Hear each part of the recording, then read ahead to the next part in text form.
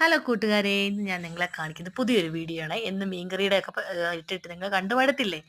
ഇത് കണ്ടോ, ഒരുപാട് വർഷങ്ങൾക്ക് പഴക്കമുണ്ട് ഞങ്ങളുടെ ഇരിക്കുന്ന നോട്ടിന്. അത് നിങ്ങൾക്കറിയാം അല്ലേ? അല്ല എന്തെങ്കിലും പറയണ്ടേ.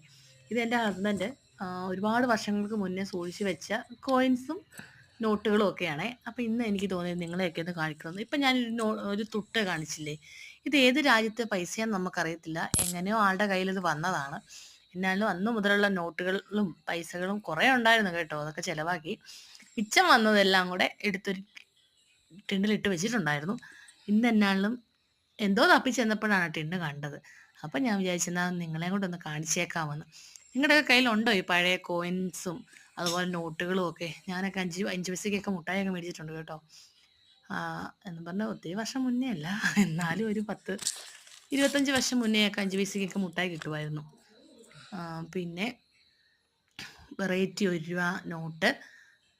പിന്നെ ഈ 5 രൂപയൊക്കെ നമുക്ക് ഇപ്പോൾ എടുക്കുന്ന 5 രൂപ ഉണ്ട്, എന്നാൽ എടുക്കാത്ത 5 രൂപ നോട്ടുകളും ഉണ്ട് കേട്ടോ.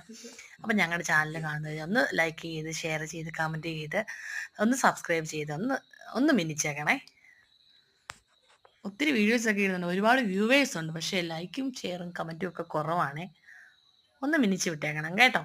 അപ്പം നിങ്ങളുടെയൊക്കെ കയ്യിലുണ്ടെങ്കിൽ ഒന്ന് കമൻറ്റ് ചെയ്യണേ, ഇതുപോലത്തെ നോട്ടുകളൊക്കെ ഉണ്ടെങ്കിൽ കേട്ടോ. അപ്പം ശരി, ടാറ്റാ.